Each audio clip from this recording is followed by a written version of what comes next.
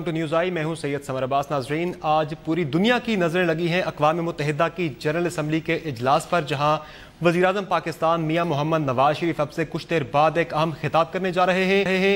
वज़ीर-ए-आज़म पाकिस्तान अपने खिताब में मकबूजा कश्मीर में भारतीय बर्बरियत और पाकिस्तान के अंदर भारतीय मुदाखलत का मामला उठाएंगे, तो दूसरी जानिब भारत ने भी पाकिस्तान को दहशतगर्द रियासत करार दिए जाने के लिए भरपूर तैयारी कर रखी है।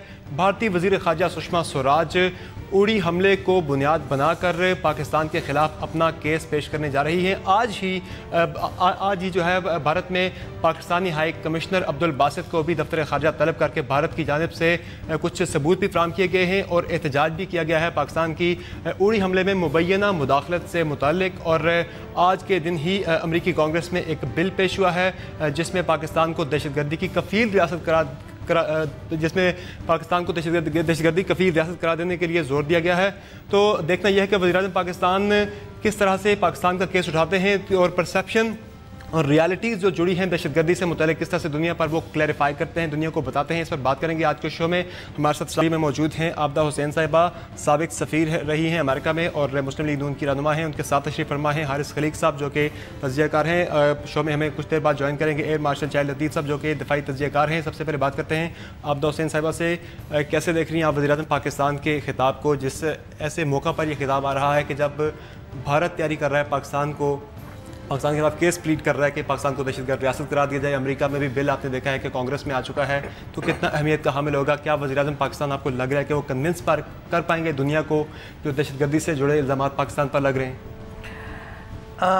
ये जी वज़ीर-ए-आज़म नवाज शरीफ के लिए एक बहुत बड़ा चैलेंज है और इस तकरीर में वो अगर ख़ास तौर पे कश्मीर पे फोकस करते हैं और जो हिंदुस्तान की दहशतगर्दी और बर्बरियत है कश्मीर के बेगुनाह लोगों पे, उसका दर्द के साथ तज़किरा करते हैं तो यकीनन उसका असर होगा और फिर उनको अक़वाम मुत्तहिदा को याद दहानी करवानी होगी कि ये कश्मीर का मसला जो है ये फ़िलवाक़या अक़वाम मुत्तहिदा का मसला है। सन 48 में अक़वाम मुत्तहिदा ने वहाँ पे प्लेबिसिट करवाने की कोशिश की जो कि इंडियन अथॉरिटीज़ ने सबवर्ट कर दिया और फिर आगे चल के ये मामला कश्मीर का जो था ये कोल्ड वॉर में फंस गया। लेकिन अब जबकि कोल्ड वॉर को ख़त्म हुए 20 साल से ज़्यादा हो गए हैं तो अक़वाम मुत्तहिदा की ज़िम्मेवारी बनती है कि वो वहाँ पे रेफरेंडम करवाएं और फिर जो ह्यूमन राइट्स वायलेशंस हैं उनका भी उनको नोटिस लेना पड़ेगा। लेकिन क्या वज़ीर-ए-आज़म को जो तकरीर है वो एक्सप्रेसिव होनी चाहिए ज़्यादा, चूँकि बॉडी लैंग्वेज बड़ी इंपॉर्टेंट है। जी हाँ, बिल्कुल। तो इंग्लिश में करेंगे तो वो उस तरह से एक्सप्रेशंस नहीं आ पाएंगे, अगर उर्दू में करते तो ज़्यादा एक्सप्रेशन। देखिए उर्दू में करें या अंग्रेज़ी में, लेकिन उनको इम्पैसिव नहीं होना, उनको बहुत से दर्द से, जैसे मैंने कहा है, बात करनी है और जो सैकड़ों नौजवानों की बॉडी लैंग्वेज उनकी बिनाई ख़त्म हो गई है कश्मीर में, जो हज़ारों जानें ज़ाया हुई हैं, औरतों बच्चों पे मज़ालिम ढाए गए हैं, हिंदुस्तान की जो वहाँ पे फ़ौजी ऑक्यूपेशन है, इन सारी बातों का तज़किरा जो है वो बहुत ज़रूरी है। पिछले साल उन्होंने कश्मीर का कोई जिक्र नहीं था किया अपने UN जनरल असेंबली के एड्रेस में और इस साल उनको तमाम तर फोकस जो है वो उस पर करना होगा। हारिस खलीक साहब, आपको लगता है कि वज़ीर-ए-आज़म साहब एक्सप्रेस कर पाएंगे, जिस तरह से बात की कि एक्सप्रेसिव भी होना पड़ेगा, साथ उन्हें दे पाएंगे एक्सप्रेशंस इस तरह से? देखिए ये तो कयास आराई है क्योंकि अभी तकरीर थोड़ी देर में होने वाली है और एक ऑन अ लाइटर नोट, हमारे वज़ीर-ए-आज़म साहब उर्दू में भी जब तकरीर करते हैं तो चेहरा उनका कोई बहुत एक्सप्रेसिव नहीं होता और वो मुक्के लहरा के और नारेबाजी नहीं करते, उनका अपना एक अंदाज़ है। तो अंग्रेज़ी में ज़ाहिर है कि मज़ीद थोड़ा सा वो टोन डाउन हो जाते हैं, लेकिन इससे ज़्यादा अहम बात उस तकरीर का मतन है, उसका जो कंटेंट है वो बहुत ज़्यादा अहम है और मैं समझता हूँ कि ये असूली तौर पर बिल्कुल बेगम साहिबा ने जो बात की है, सैयद आबदा हुसैन साहिबा ने, वो बिल्कुल दुरुस्त बात है कि पाकिस्तान को अपना मौक़िफ़ वाज़े करना चाहिए और इससे यानी ज़ाहिर है कि अक़वाम मुत्तहिदा ही वो फ़ोरम है जहाँ ये बात हो सकती है और की जानी चाहिए। इजलास भी बड़े अहम मौका पर हो रहा है जब पाकिस्तान कश्मीर में जारी इंसानी हुकूक की खिलाफ वर्जियों का केस पूरी दुनिया के सामने पेश कर रहा है। इंसानी हुकूक की खिलाफ वर्जी हमारा मसला नहीं है, हमारा मसला तो ये है जो कि कश्मीरियों का भी मसला है, चाहे वो पाकिस्तान के साथ इल्हाक चाहते हैं या नहीं चाहते, वो आज़ादी का मसला है। बड़ी वाज़ेह तौर पे हिंदुस्तान में भी इस पे बात हो रही है। बहुत दिलचस्प बात यह है कि जो आज़ाद तबसरा निगार और आज़ाद जो सोच रखने वाले लोग हैं, अरुंधति रॉय से लेके और सलमान खुर्शीद तक, हालांकि सलमान खुर्शीद इतने आज़ाद नहीं है, मगर ये कि बहरहाल उनकी भी एक मुतदिल राय है, तो उनका भी कहना यही है महज इंसानी हुकूक का मसला नहीं है, ये एक तहरीक आज़ादी है। लेकिन जो मैं बात अर्ज़ करना चाहता था आपसे वो ये है कि असूली मौक़िफ़ है, लेकिन अमलन जो हमें नज़र आ रहा है होता हुआ, जब जो मसला 68 बरस में 70 बरस में अक़वाम मुत्तहिदा हल नहीं करा सकी, तो ईमानदारी की बात यह है अमली तौर पर कि फ़ैसला इस्लामाबाद और दिल्ली के माबैन ही होना है। सही, लेकिन वहाँ पर भी तो और जी यूएन में भी तो बड़ी ज्यादा लॉबियां बैठी हैं, बड़ी वहाँ पर भी वो, लेकिन देखिए उन बड़ी ताकतों के असर से किसी बड़ी ताकतों के असर के अलावा ये मामला जो है वो साइड बर्नर पे डाल दिया हुआ है सारी आलमी बरादरी ने, और उसकी बहुत से वजूहात, असबाब, मुहर्रिकात हैं। हिंदुस्तान एक बहुत बड़ी मार्केट है और ये दुनिया जो है ये कोई आदिलाना निज़ाम तो इस दुनिया में नहीं है, मगर अर्ज़ ये है कि फ़ैसला इवेंचुअली अमली तौर पर ये होना दिल्ली और इस्लामाबाद के दरमियान डायलॉग से ही है। इसमें आलमी ताकतें कोई बहुत ज़्यादा असरअंदाज होने की। अब दोस्तों साहब क्या लगता है कि वज़ीर आज़म पाकिस्तान को आज भारत को मुज़ाकरात की दावत नहीं देनी चाहिए एक मरतबा फिर अक़वाम मुत्तहिदा की जनरल असम्बली के फोरम पर? नहीं, दावत तो नहीं देनी चाहिए, लेकिन ये ज़रूर कहना चाहिए कि हम हिंदुस्तान के साथ मुज़ाकरात करने के लिए तैयार हैं। अगर कोई रिजर्वेशंस हैं तो वो हिंदुस्तान को हैं।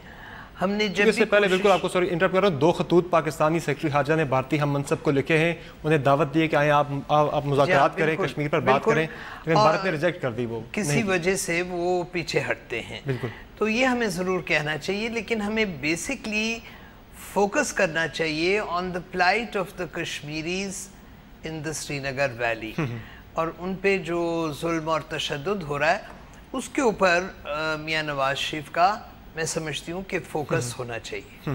बिल्कुल सही। तो आप क्या समझते हैं कि दावत दी जानी चाहिए वज़ीर आज़म पाकिस्तान की जानिब से, चूँकि यहाँ पर तो हमने दी है सेक्रेटरी खारजा को लेकर, लेकिन आज जब अक़वाम आलम के सामने हम सारी दुनिया के सामने भारत को दावत देंगे, एक बड़ा स्ट्रॉन्ग डिप्लोमेटिक एक पाकिस्तान का ये मूव नहीं होनी चाहिए?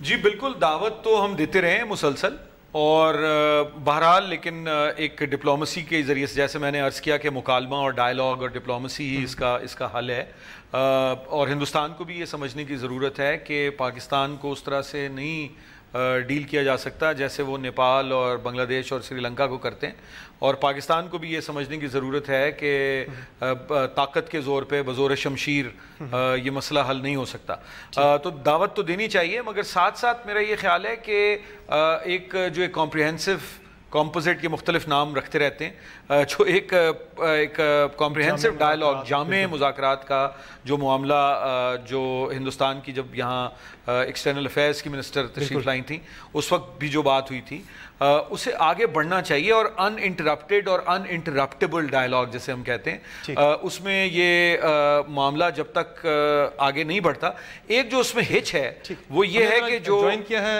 एयर मार्शल रिटायर्ड शाहिद लतीफ़ साहब ने। शाहिद लतीफ़ साहब क्या एक्सपेक्ट कर रहे हैं आज प्राइम मिनिस्टर की स्पीच से?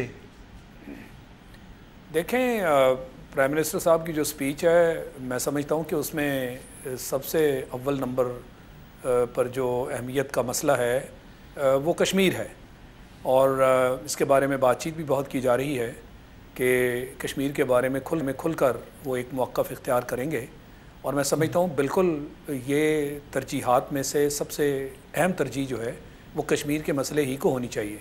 और फिर हमारे जो इंडिया के साथ ताल्लुकात हैं, और जिस तरह हिंदुस्तान फिर से आजकल वार मॉन्गरिंग की बातें कर रहा है, इस रेटोरिक को बहुत बढ़ाया जा रहा है, ये भी अक़वाम मुत्तहिदा के सामने लाना चाहिए।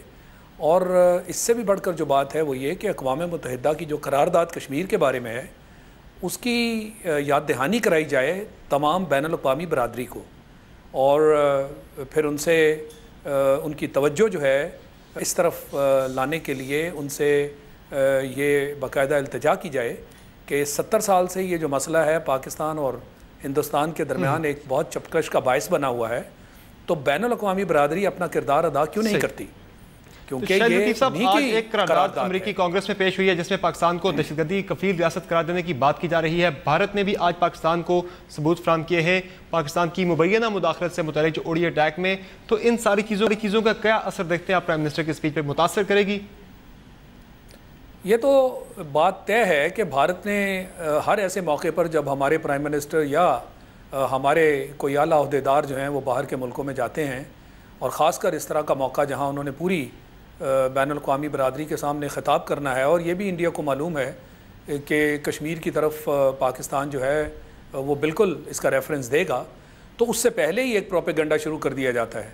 आज भी जो हिंदुस्तान ये सब हरबे इस्तेमाल कर रहा है, उसकी सबसे बड़ी जो इस वक्त वजह है वो ये है कि वो कश्मीर की तरफ से पूरी दुनिया की तवज्जो हटाना चाहता है। उड़ी अटैक से लिंक्ड है क्या? इसी का ऐसा समझते हैं उड़ी अटैक को भी? जी बिल्कुल। आप ये देखिए कि इससे पहले क्या समझौता एक्सप्रेस वाला अटैक नहीं हुआ था? क्या इससे पहले पठानकोट पे एक हमला करके और पाकिस्तान को बदनाम करने की कोशिश नहीं की गई थी? काश पाकिस्तान इन चीज़ों को बैनुल-अक़वामी बरादरी के सामने लाए।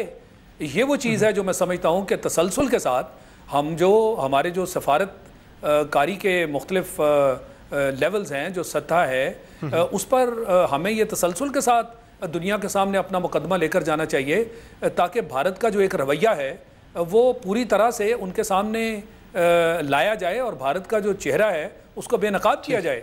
जैसे मैंने कहा, और इससे पहले आपको शायद याद हो कि उनके एक एक्स आर्मी चीफ हैं वीके सिंह, उनकी किताब उसमें उन्होंने साफ तौर पर लिखा था कि उनके ज़ुम्मे भारत की हुकूमत ने यह काम लगाया कि ऐसे यूनिट्स तैयार किए जाएं जो भारत के अंदर दहशतगर्दी करवाएं और पाकिस्तान को बदनाम किया जाए। तो ये उनका पुराना हथकंडा है, ये नई बात नहीं है। हमें एक ब्रेक लेनी है। यहाँ एक ब्रेक लेते हैं, ब्रेक से वापस आकर हम बात करेंगे पाकिस्तान पर दहशतगर्दी से मुतल्लिक जो इल्ज़ामात लग रहे हैं उससे पाकिस्तान खुद को कैसे क्लियर करेगा। आज की पीएम की स्पीच इस बार से भी काफ़ी ज़्यादा इंपॉर्टेंट है, इस पर तबसरा करेंगे ब्रेक के बाद।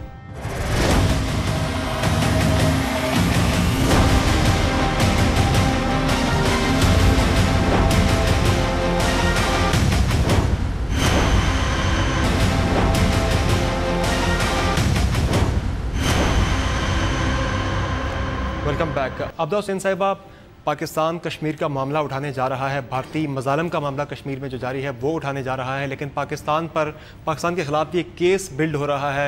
अमेरिका में आपने देखा कांग्रेस में जो करारदाद आई है पाकिस्तान को दहशतगर्दी कफील रियासत करार देने से मुतल्लिक, भारत भी यही केस प्लीड करेगा पाकिस्तान को दहशतगर्द रियासत करार देने से मुतल्लिक। तो पाकिस्तान इन इल्ज़ामात से कैसे बाहर निकलेगा? देखिए, हमें वज़ीर आज़म को बताना चाहिए कि हमने दहशतगर्दी के ख़िलाफ़ एक बहुत बड़ी जंग जारी व सारी की है और हम काफ़ी हद तक उसमें कामयाब भी हुए हैं, और इस वक्त पाकिस्तान में दहशतगर्दी के वक़्वे बहुत कलील हो गए हैं। तो इसका हमें यकीनन हवाला देना चाहिए है, और फिर हमें ये बताना चाहिए कि इसके बावजूद कि अफ़गानिस्तान और पाकिस्तान के माबैन सॉफ्ट बॉर्डर है, वक़्वे हमारी सरज़मीन पे करके अफ़गानिस्तान चले जाते हैं, वहाँ वक़्वे करके हमारे यहाँ आ जाते हैं, लेकिन ये ऑपरेशन ज़रबे अज़ब जो हमने जारी किया, ये इसको बहुत हद तक कामयाबी हासिल हुई है, और हमारे ट्राइबल एरियाज़ में अब दहशतगर्दों को पनाह की गुंजाइश नहीं मिलती है। फिर अमेरिका में बदएतमादी क्यों है? आप वहाँ पे सफ़ीर भी रही हैं, क्या समझती हैं, क्या वजह, कहाँ कोताही है? सरकारी में कोताही है या कोई और वजह है? नहीं, बात ये है कि हिंदुस्तान की लॉबी जो है अमेरिका में वो इस वक्त मौसर है, क्योंकि अमेरिका से हिंदुस्तान बेपनाह ख़रीदारी कर रहा है, ख़ास तौर पे जंगी सामान की। उसकी वजह से उन्होंने कुछ कांग्रेसमैन अपने हाथ किए हुए हैं जिन्होंने एक किरारदाद पेश की, लेकिन इस किरारदाद का आगे बढ़ना जो है वो मैं समझती हूँ कि नामुमकिन है, क्योंकि पाकिस्तान का गुडविल भी है। बिल्कुल, अमेरिका के नुमाइंदगान में भी, इंतज़ामिया में भी पाकिस्तान का गुडविल है, और अमेरिका समझता है कि पाकिस्तान को वो दरगुजर नहीं कर सकते। हमारी जोग्राफिया ऐसी है, हमारे लोगों की स्पिरिट ऐसी है कि वो हमें कतई तौर पे दरगुजर नहीं कर सकते। बिल्कुल। बिल्कुल। तो आप कैसे देखते हैं इस इक़दाम सारे को, जो चीज़ें जो हो रही डेवलपमेंट्स हो रही हैं, साथ साथ पाकिस्तान कैसे क्लियर करेगा खुद को दहशतगर्दी के इल्ज़ाम से? चूँकि आप एक केस तभी आप ज़बरदस्त तरीके से प्लीड कर सकते हैं जब आपका अपना बैकग्राउंड ठीक हो, दुनिया हमें शक की निगाह से देखती है। देखिए उसकी वजूहात हैं, लेकिन उससे पहले मैं बिल्कुल तायद करूँगा अब्दुल हुसैन साहब ने कहा कि ये करारदाद जो वहाँ कांग्रेस में पेश होने जा रही है हाउस ऑफ रेप्स में, मेरे ख्याल है वो आगे नहीं बढ़ पाएगी। ये तो बात बड़ी हद तक जो है उनके ये असरअंदाज पाकिस्तानी लॉबीज, अगर आप वाकिफ हों जिस तरह से आपका शोबा है कि मुख्तलिफ लॉबीज होती हैं और लोग जो है उसके ज़रिए से इस किस्म की करारदादें भी सामने लाते हैं और दीगर जो बिल्स हैं या पॉइंट यानी जो नुकात उठाए जाते हैं पार्लियामान में अमेरिका की। लेकिन जो बात है वो ये कि हम पर शक क्यों किया जाता है, उसके लिए मेरा ये ख्याल है कि हमने बड़ी मुस्बत तब्दीलियाँ पिछले कुछ अरसे में रूनुमा हुई हैं पाकिस्तान में, और ज़रब-ए-अस्ब का भी हवाला है और नेशनल एक्शन प्लान भी मौजूद है। लेकिन हम 97 में भी दुनिया को हम क्यों नहीं कन्विंस कर दुनिया को इसलिए हम कन्विंस नहीं कर सके कि ओवरनाइट चीज़ें तब्दील नहीं हो सकती। पाकिस्तान में इस बात की तफहीम है कि बदलना चाहिए, मगर 100% जो उस तब्दीली को लाने की, बयानिए को तब्दील करने की, फ़िरका वारियत पे काबू पाने की, इन तमाम दहशतगर्द और इंतहा पसंद तंजीमों को नुकेल डालने का जो अमल है वो उतना यानी वो सम तो शायद तसल्ली बख्श है, मगर वो रफ्तार उस पर अमल दरामद की नेशनल एक्शन प्लान पर तसल्ली बख्श नहीं है। दूसरे, आप सिलेक्टिव नहीं हो सकते। दुनिया में वैसा मुमकिन नहीं है कि आप पिक एंड चूज करें कि किससे आपको लड़ाई लड़नी है, किस किस्म की इंतहा पसंदी को आप बर्दाश्त करेंगे और किस किस्म की इंतहा पसंदी को आप बर्दाश्त नहीं करेंगे। तो मेरा ख्याल है कि पाकिस्तान को बहुत वाज़ेह दो टोक जो एक कमिटमेंट है और जो एक तब्दीली आई है पॉलिसी की सतह पर, उस पर अमल दरामद बड़ी तेजी से करना होगा। एक बात तो ये है। दूसरी बात ये कि जाहिर है कि कुछ ना कुछ मामलात ऐसे हैं कि आपके तमाम हमसाये जो हैं वो आपसे इस वक्त उनके साथ ताल्लुकात में भी बदएतमादी काफी ज्यादा है। ईरान हमें शक की निगाह से देख रहा है, भारत के साथ हमारे ताल्लुकात मसाइल नहीं है, अफगानिस्तान हमें देख रहा है शक की निगाह से। जरूरी नहीं है कि 100% गलती हमारी ही हो, मगर कहीं ना कहीं हमें इंट्रोस्पेक्शन की जरूरत है, गौर फिक्र की जरूरत है कि आपके इस पूरे खित्ते में, ये बात मैंने पहले भी अर्ज की थी, लिखा था एक बार, कि आपके इस पूरे खित्ते में जो जिन दो ममालिक से दोस्ती है वो दोनों गैर मुस्लिम ममालिक हैं। मतलब अफगानिस्तान से भी आपके ताल्लुकात कशीदा हैं, ईरान से भी गर्म सर, और बांग्लादेश से भी आपने पिछले कुछ अरसे में करारदादें असेंबली में भी पास करके और बयानात दे के कशीदा कर लिए हैं, जिसका मैं नहीं समझता कि कोई सबब थी, होना चाहिए था। मगर तो अब जो और जिनसे दोस्ती है वो नेपाल और श्रीलंका है। तो आपको जरा सोचना, हमें मतलब बहैसियत कौम के और हमारे जो पॉलिसी साज इदारे हैं, मुक्तदर इदारे हैं, उनको मेरा ख्याल है कि संजीदगी से इस पर सोचने की जरूरत है। शाह लतीफ़ साहब, क्या वजह, जिस तरह हमने बात की हारिस खलीक साहब से कि हमारे हमसाए भी हमें शक की निगाह से देखते हैं, उनकी परसेप्शन भी हमारे बारे में दुरुस्त नहीं है, तो ऐसे में हम दुनिया को कैसे कन्विंस कर पाएंगे? क्योंकि दुनिया इस वक्त जो है भारत की, हम इसको जारहाना सफारतकारी कह सकते हैं या अपनी सफारतकारी के लूप होल्स हम इसको उसकी वजह करार दे सकते हैं कि दुनिया हमें अभी भी शक की निगाह से देख रही है। अमेरिका ने हमारी इमदाद रोक दी पिछले अरसे, हमें गुड और बैड की तमीज़ का हमें फिर उन्होंने सबक सिखाया, तो क्या वजह है? देखें जी, इसमें सबसे बड़ी वजह मैं समझता हूँ हमारी अपनी कमज़ोरी है। क्या इसमें कोई दो राय है कि पाकिस्तान पिछले 8-10 साल से भरपूर तरीके से पाकिस्तान में दहशतगर्दी करवा रहा है। रॉ जो है वो इसमें इन्वॉल्व है। आपने उनका एक अभी रिसेंटली एक एजेंट भी पकड़ा और वो हमारी हिफाजत में है, और उसने बहुत सारे राज जो हैं वो अफशा किए हैं। इसी दौरान NDS के लोग अफ़गानिस्तान के भी हमने पकड़े, अफ़गानिस्तान के ज़रिए जो भारत करवाता रहा वो भी हमारे सामने मौजूद है। मगर इन सारी चीज़ों के बावजूद जो दुनिया में प्रोपेगेंडा भारत ने किया वो ये था कि पाकिस्तान दहशतगर्द है और पाकिस्तान दहशतगर्दी की जड़ है। यानी दहशतगर्दी भारत खुद करवाता रहा हो पाकिस्तान में। मैंने अभी कुछ देर पहले आपको मिसालें भी दी। भारत तो हमारा असली दुश्मन है, अब तो अफगानिस्तान भी वही बात कर रहा है। वो इसलिए कि हमारी खारजा पॉलिसी का फेलियर है कि जो आपके दोस्त भी मुल्क हैं वो भारत के कहने पर या कुछ और वजूह की बिना पर आपसे दूर होते चले जा रहे हैं और हम इसका नोटिस नहीं ले रहे। ये बिल्कुल वजह है कि आपके हमसाया मुल्क जिसमें अफगानिस्तान है, ईरान है, दोनों मुसलमान ममालिक हैं, उसके बावजूद वो हमसे दूर खिंचे चले जा रहे हैं। और इसके अलावा आप रीजन में देखिए, UAE के साथ हमारी रवायती कितने गहरे ताल्लुकात हैं, वो हमसे दूर हो रहा है। अब सऊदी अरब को देखिए, पुरानी दोस्ती है हमारी उनके साथ, उसके बावजूद आज सऊदी अरब के साथ हमारे हालात जो हैं और ताल्लुकात जो हैं वो सरमोहरी का शिकार हैं। तो फिर इसको हम खुद से ये ना कहें कि ये हमारी कमज़ोरी है। मुझे दूर दूर तक कोई खारजा पॉलिसी नज़र नहीं आती। ये सब आपके दफ्तर खारजा का काम है, जिसके मिनिस्टर तक नहीं है, और हुकूमत आज तक इसका कोई जवाब नहीं दे पाई कि क्या वजूहात हैं जिसकी बिना पर जहां हमारे सबसे ज़्यादा मसाइल हैं खारजा पॉलिसी के मामले में, वहाँ हमारा वज़ीर खारजा ही नहीं है। तो हमारी अपनी कमज़ोरियाँ हैं जिसकी हम शिकायत जो हैं वो दूसरों से कर रहे हैं। सही, यानी कि कमज़ोरी हमारी अपनी है, खारजा पॉलिसी बेहतर बनानी होगी। यहाँ लेंगे एक ब्रेक, और ब्रेक से वापस आकर यही बात करेंगे कि पाकिस्तान को क्या नए एवेन्यूज़ देखने होंगे, क्या पाकिस्तान को अपनी खारजा पॉलिसी क्या असर नो उसका जायज़ा लेना चाहिए, इस पर बात करेंगे ब्रेक के बाद।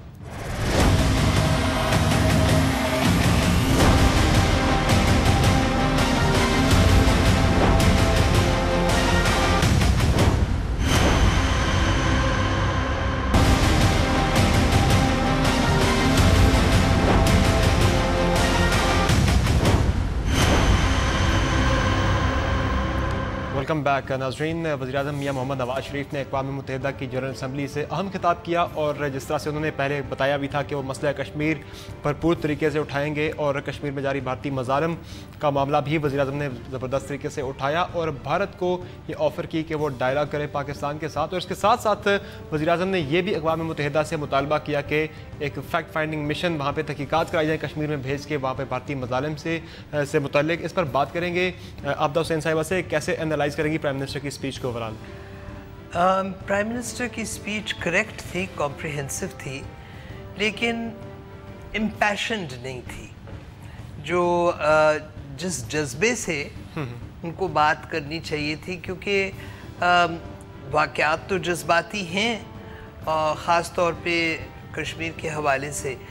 तो मैं ये समझती हूँ कि अगरचे उनकी तकरीर ने तमाम अहम इश्यूज़ को कवर ज़रूर किया, लेकिन उनकी आवाज़ में वो दर्द ना था, वो जज्बा ना था जो कि सामाईन को हिला देता। सही। मेरी के मज़ालिम बहुत ज़्यादा बड़े मज़ालिम कश्मीर में हुए हैं, उसकी हिसाब से बॉडी लैंग्वेज होनी चाहिए थी। और फिर अक़वाम मुत्तहिदा को की जो जिम्मेवारी है सन 48 की करारदादों के हवाले से कि वहाँ पे प्लेबिसिट करवाएं, उसका उन्होंने जिक्र नहीं किया। जिस तरह आपने जुल्फ़िकार अली भुट्टो को देखा, आपने वो फ़र्क बड़ा वाज़े आपने देखा कि बॉडी लैंग्वेज कैसे देखते हैं हारिस इसको आप? देखिए, इसमें कोई नई बात तो नहीं। मैंने तो आपके पहले सवाल के जवाब में भी अर्ज़ यही किया था कि उनका तरीका है गुफ्तगू करने का, भुट्टो साहब तो नहीं ला सकते दोबारा कहीं से, न बेनज़ीर साहिबा लाई जा सकती हैं। अब बात असल में ये है कि मतन उनका जो था वो खासा वज़नी था, और नुकात सारे उन्होंने उठाए हैं, लेकिन मियाँ साहब इसी तरह तकरीर करते हैं। पहले भी उन्होंने 4-3 तकरीरें की हैं इससे पहले, और इसके अलावा जो मुल्क में भी उनकी तकरीरें उस तरह से नहीं होती। और आपने जो फरमाया था शुरू में कि वो ज़बान कोई भी बोलें, वो उस तरह से उनका एक अंदाज़ नहीं है, वो उस तरह से एक्सप्रेसिव नहीं नज़र आते, ऑडिटरी उनका फोर्टे नहीं है, यानी खिताबत। लेकिन जो बात है वो ये कि आगे किस तरह से बढ़ा जाए, और उसके लिए ये ज़रूरी है, ये मुतालबात बिल्कुल जायज़ और दुरुस्त है कि एक न सिर्फ ये कि एक फैक्ट फाइंडिंग मिशन होना चाहिए, बल्कि इसका एक कोई आलमी सतह पे नोटिस तो लिया जाए कि 2 माह से ज़्यादा से एक वादी है, ख़ित्ता है जो कर्फ्यू अंडर कर्फ्यू है, और उसमें एक यानी एक बाकायदा जो इंतफादा का उन्होंने हवाला दिया वो बड़ा अहम है, और एक यानी निहत्ते कश्मीरी जो है कश्मीरियों पे मज़ालिम वो नंबरदाज़मा हैं उसके साथ। लेकिन देखिए, बात वही है कि इसका कोई मिलिट्री सोल्यूशन जो है ना वो इंटरनली हिंदुस्तान निकाल सकता है, क्योंकि अगर वो निकाल सकता होता तो 1948 अब तक निकाल लिया होता, ना उसका कोई खित्ते में कोई मिलिट्री सोल्यूशन है। तो वो बहुत ज़रूरी है हिंदुस्तान के लिए कि वो मेज़ पे आए।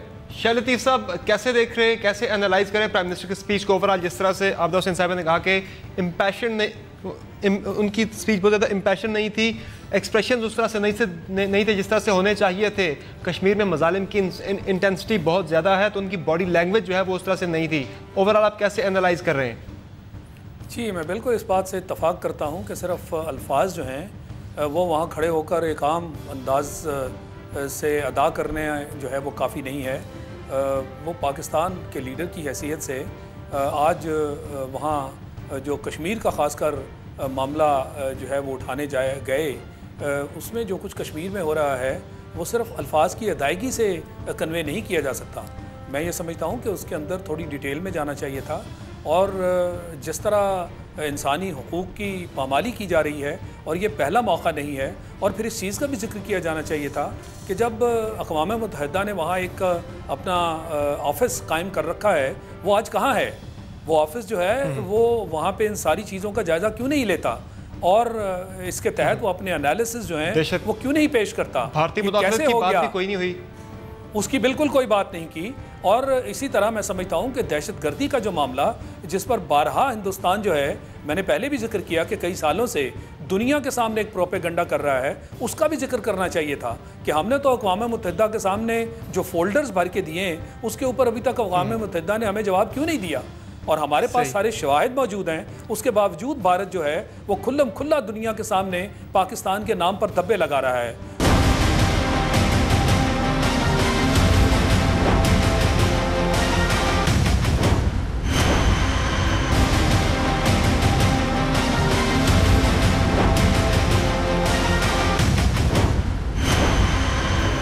भारत ने तो मामला उठाना ही दहशतगर्दी का है, पाकिस्तान के खिलाफ रियासती दहशतगर्दी का मामला उठाना है। अब तो लगता है कि प्रीएम्प्ट नहीं किया गया पीएम की जानिब से सुषमा स्वराज की स्पीच को। जी, ये उनके जो एडवाइजर्स हैं, जो स्पीच राइटर्स हैं, क्या उनको नहीं मालूम कि दहशतगर्दी के नाम पर वो कितना वावेला मचाएंगे?